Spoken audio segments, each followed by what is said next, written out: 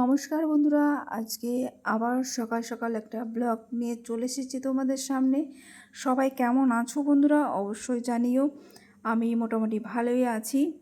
আর ভিডিওটা একটু দিতে দেরি হয়ে গেল, তার কারণ আমি মাঝে একটু অসুস্থ হয়ে গেছিলাম, ওই জন্য ভিডিওটা দিতে একটু দেরি হয়ে গেল। তো কালী পুজোর দিনটা সকাল থেকে আমরা কিভাবে কাটালাম সেটাই তোমাদের সঙ্গে একটু তুলে ধরলাম। তো সকাল সকাল স্নান সেরে পুজো পাঠ করে নিচ্ছি। আর ওই দিন যেহেতু বাড়িতে কালী পুজোর একটু উৎসব আছেই, ওই জন্য আলপনা দিচ্ছি। আর এই যে দেখো আমার গোপুসোনাদের স্নান শৃঙ্গার করিয়ে নিচ্ছি। আর এরপর চন্দনের ফোঁটা দিয়ে দেব। এই যে দেখো তিলক কেটে দিচ্ছি। তো কেমন লাগছে আমার গোপুসোনাদের অবশ্যই কিন্তু জানাতে ভুলো না। এরপর পুজো পাঠ কমপ্লিট করে চলে যাব কালীতলায় যে মন্দিরে বাটা দিতে চলে যাচ্ছি, যেহেতু কালী পুজো। তো এই যে দেখো মা তারার দর্শন তোমরাও করে নাও, খুব সুন্দর লাগছে মা তারাকে।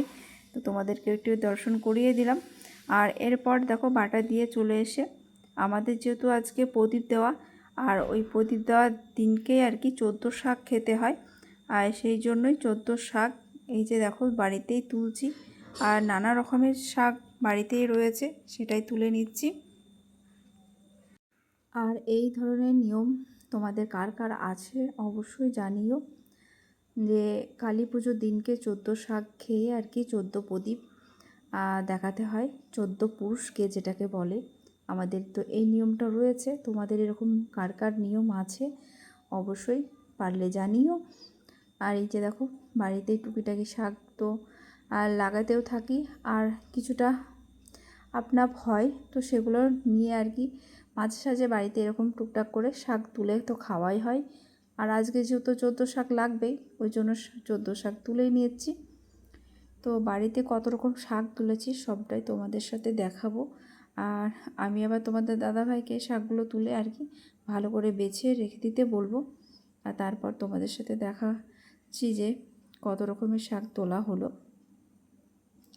আর বাড়িতে এরকম মানে শাক পাতা থাকলে আর কি তুলতেও বেশ ভালো লাগে, মানে একদম টাটকা ফ্রেশ আর কি। আর তোলা মাত্রই আর কি সাথে সাথে রান্না করা হয়ে যাবে ধুয়ে বেছে নিলে। তো এরকম বেশ ভালোই লাগে বাড়িতেই যদি একটু টুকিটাকি সবজির বাগান থাকে। কিন্তু আমাদের তো অতটাও জায়গা নেই, দেখতেই পাচ্ছ অল্প যেটুকুর মধ্যে আছে তার মধ্যে ফুল গাছ ফল গাছ সব রকম মিলিয়ে আর কি লাগানো। আর যেটুকু জায়গায় এই যে দেখো ছাদ বাগানে করে নিয়েছি। আর এই ছাদ বাগানের মধ্যেও কতগুলো এরকম শাক বেরিয়েছিল, এগুলো মাঝে মাঝে খেতে থাকি, আবার কেটে নিয়ে আবার বেরিয়ে পড়ে। আর এরকম হতেই থাকে। তো আজকে যেহেতু 14 রকম লাগবে, তো এখানেও দেখলাম 2 রকমের রয়েছে, তো এখান থেকে কিছুটা তুলে নিচ্ছি। তো এগুলো আবার পুনরায় বেরিয়ে পড়বে। তো এরপর দেখো চলে যাব শাকগুলো তুলে নিয়ে নিচে। আর তোমাদেরকে দেখাচ্ছি দেখো কত রকমের শাক তুলেছি। তো 2-1টা আর কি বাড়ির বাইরে থেকেও তুলে নিয়ে এসেছি, দেখতেই পাচ্ছ। কলমের শাক কতগুলো বাড়ি থেকে তুলেছি, লাল শাক, এই যে দেখো এটাও সজনের শাক বাড়ি আর কি কতগুলো তুলেছি। এত তো লাগবে না, তো বাড়ি আর হলে আর কি হবে, দেখো প্রয়োজন ছাড়াই বেশি তোলা হয়ে গেছে।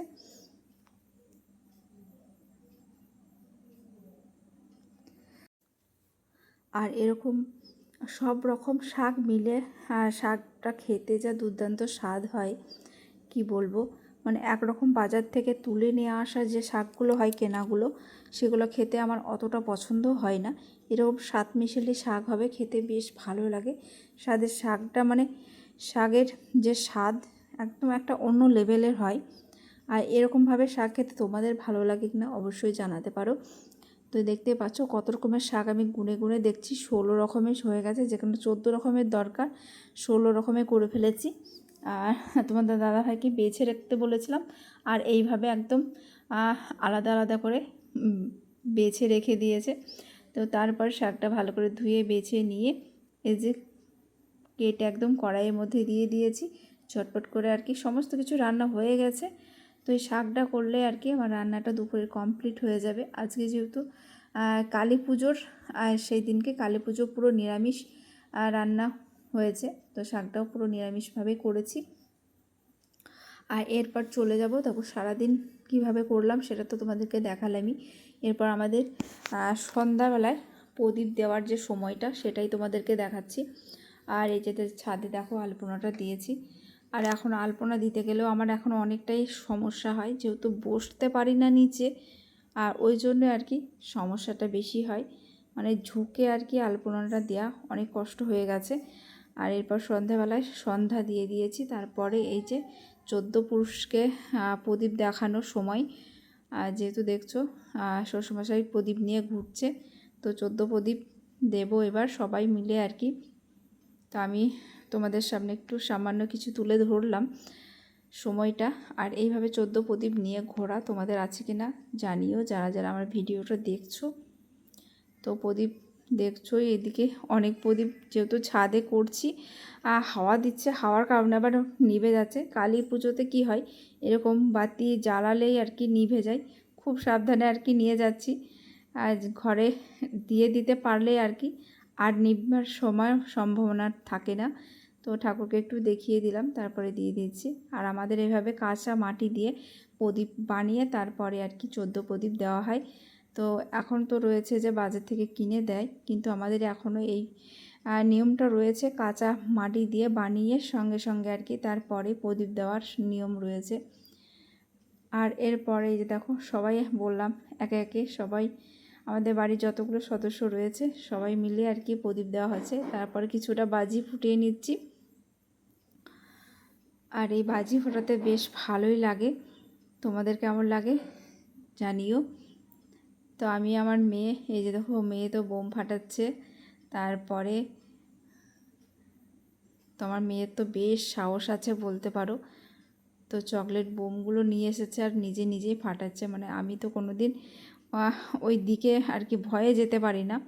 আর এরপর বাড়িতে এই যে মোমবাতিগুলো জ্বেলে নিচ্ছি, সব ঘরের দরজায় সমস্ত আর কি জায়গায় দিয়ে দেব। বাড়িতে যেহেতু ছাদে পুরো লাইটিং টাঙানোই হয়েছে, তো বাইরে আর কি ছাদে দেওয়ার দরকার নেই, কিন্তু ঘরের মধ্যে ঠাকুর ঘরে সেগুলোতেও দিয়ে দিতে হবে, যেহেতু বাতি দেওয়ারই দিন আজকে, ওই জন্যই এইভাবেই। আর প্রথমেই দেখো থালাটা পুরো আরতি করে নিচ্ছি আমার গোপু সোনাদের। এরপরে আর কি মোমবাতি সব জায়গায় দিয়ে দেব। তো প্রদীপটা গোপু সোনাদের কাছে আগে দিয়ে দিচ্ছি। কার্তিক মাস, দীপাবলির দিন, মানে বাতি দেওয়া যে কি ভালো, আর ওই জন্যই গোপু সোনাদের আগে আরতিটা করে নিলাম। আর এরপর দিয়ে দিচ্ছি বাতি। তো সমস্ত জায়গায় ঘরে সমস্ত জায়গায় দিতে দিতে নিচে যাব। আর এরকম বাতি দেয়া আমার তো ভীষণ ভালো লাগে। এই যে দেখো যেখানে যেখানে আলপনা সকালে দিয়েছিলাম, তো সেইগুলোতেই এখন বাতিগুলো দিয়ে দেব। তো বেশ ঘর তোর আলো, মানে কি যে ভালো লাগে না এই কালী পুজো আসলে, তো আমার তো বেশ ভালো লাগে। এরপর বাতি দেওয়া হয়ে গেছে, এই যে দেখো তারপরে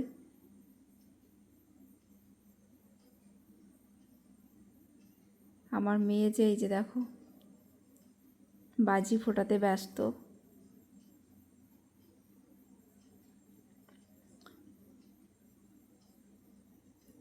তো এরপর আমিও চলে আসলাম এই যে দেখো তুরবি জ্বালাতে। তো বাকিগুলো তো জ্বালিয়ে দিয়েছি, যেহেতু গরম রয়েছে ওইগুলো আর ফেলতে পারলাম না। তো মা মেয়ে মিলে আর কি বেশ মজাই করছি। তোমাদের কেমন লাগলো ভিডিওটা অবশ্যই জানিও। ভিডিওটা যদি কোথাও গিয়ে একটু ভালো লেগে থাকে অবশ্যই ভিডিওটা একটা লাইক কমেন্ট শেয়ার করে দিও।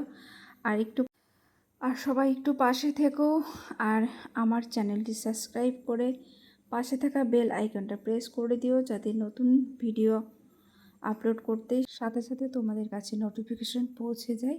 তো দেখতে পাচ্ছ সন্ধ্যাটা বেশ আনন্দ করে আর কি কাটালাম। তো তোমাদের দীপাবলি কেমন কাটালে অবশ্যই জানিও। আমার এই ভিডিওটা দিতে ভীষণ লেট করে ফেলেছি বন্ধুরা, সবার কাছে সরে চাইছি। আর সবাই ভালো থেকো, সুস্থ থেকো। আর আজকের মতো ভিডিওটা এই পর্যন্তই। টাটা।